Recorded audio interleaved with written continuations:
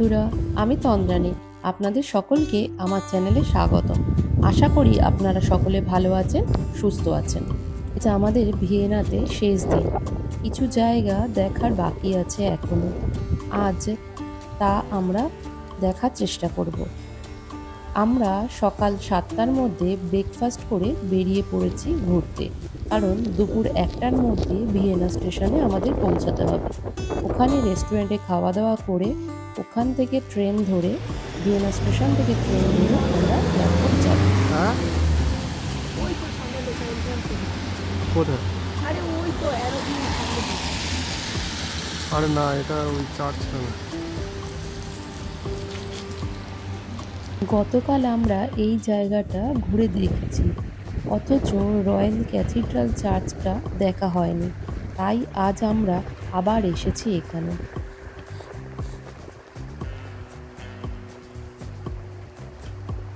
রাস্তাঘাট দেখে বুঝতে পারছেন নিশ্চয়ই যে এখনও বৃষ্টি হচ্ছে। আজ বিকেল থেকে ভিয়েনাতে বৃষ্টি বন্ধ হয়ে যাবে। আমাদের কি কপাল বলুন, আমরা আসার পর থেকেই সেই বৃষ্টি শুরু হয়েছে। কোথাও কোথাও আবার বন্যাও হয়েছে শুনছি। ভিয়েনা শহরের কিছু জায়গাতে মেট্রো পরিষেবাও বন্ধ হয়ে গেছে জল জমে থাকার জন্য। অবশেষে আমরা এসে পৌঁছালাম চার্চের সামনে। চার্চটির নাম সেন্ট পিটার্স। 1800 শতকের পুরনো এই চার্চটি। প্রতিদিন এখানে প্রার্থনা করা হয়। এই চার্চটি একেবারে ভিয়েনার কেন্দ্রস্থলে অবস্থিত।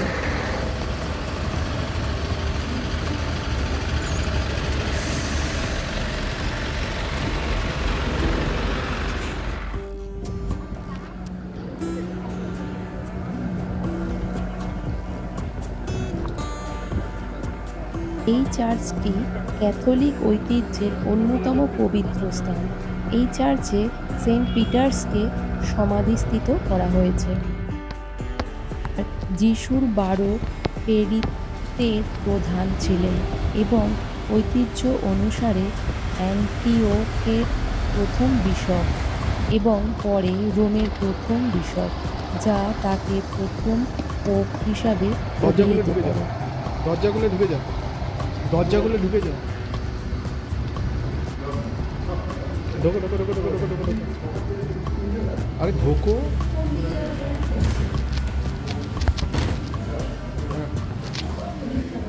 ওদিক দিয়ে ওদিক দিয়ে।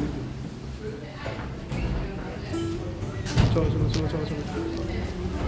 শোনা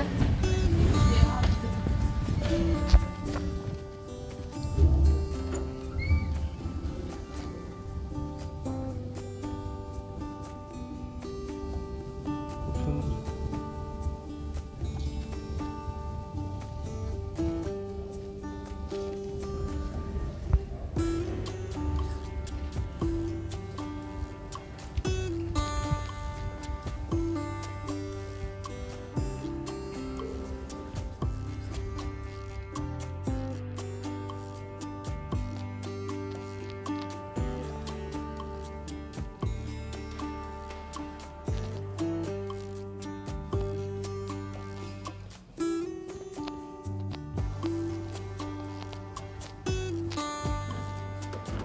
এত সুন্দর সব কাজ দেখলেই মন ভরে যায়। এত নিখুঁত সব কলকা এবং স্ট্যাচুগুলো, পেন্টিংগুলোও তো কত প্রাচীন, অথচ এখনও কত সুন্দর রয়েছে। প্রাচীনকালেও যে এত সুন্দর শিল্পর দর্শন পাওয়া যাচ্ছে তা ভাবাই যায় না।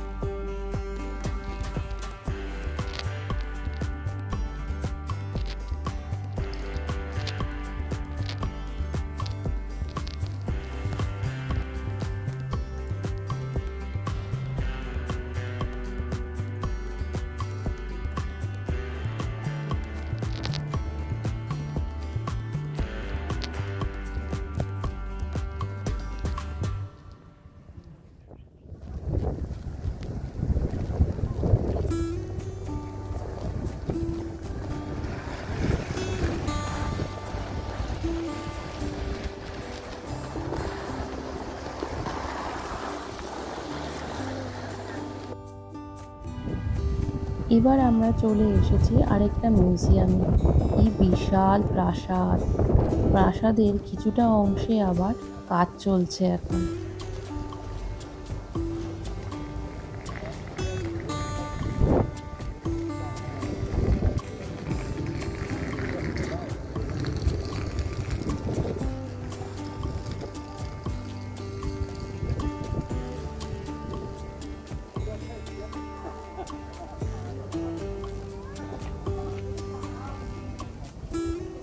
এর মতো অনেক টুরিস্ট বৃষ্টির মধ্যে ভিজে ভিজে ঐতিহাসিক স্থাপত্য দেখছেন।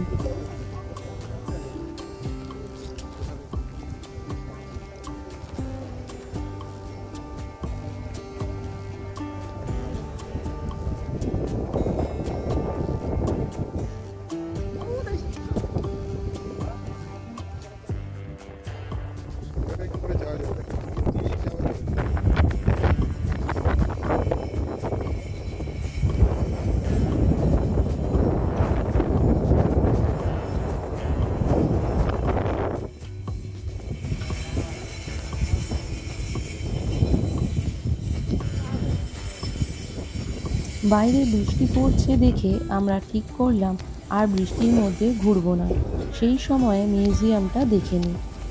অনি ভেতরে গিয়ে টিকিট কাটতে গিয়ে দেখে দুপুর 2টো পর্যন্ত সমস্ত স্লট বুক হয়ে গেছে, 2টোর পরে টিকিট পাওয়া যাবে। তাই আমাদের আর যাওয়া হবে না, কারণ আমাদের 1টার মধ্যে স্টেশনে গিয়ে পৌঁছতে হবে।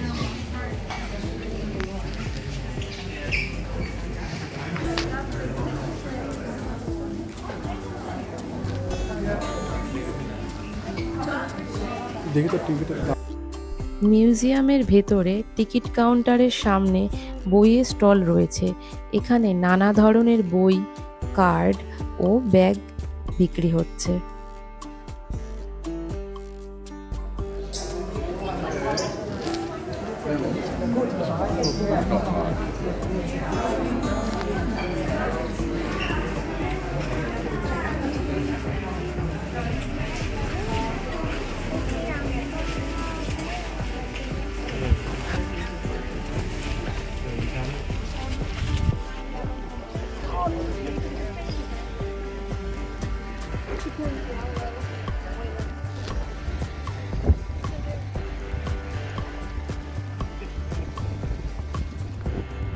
ওরে ওরা কাজ করছে বাবা, অনেক পুরোনো জিনিস তো, এরকম ইয়ে না করলে, সংরক্ষণ না করলে সব নষ্ট হয়ে যাবে না। কত টুরিস্ট আসছে, কত ইনকাম হচ্ছে।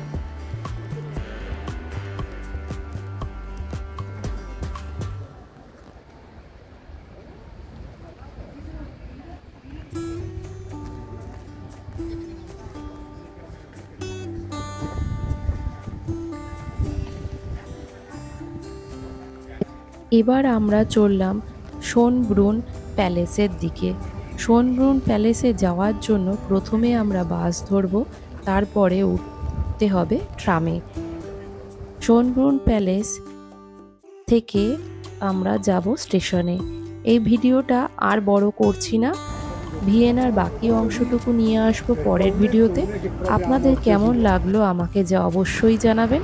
ভালো লাগলে অবশ্যই লাইক, শেয়ার ও সাবস্ক্রাইব করে পাশে থাকবেন। আবার দেখা হবে ভিয়েনার বাকি অংশটুকু নিয়ে। টাটা।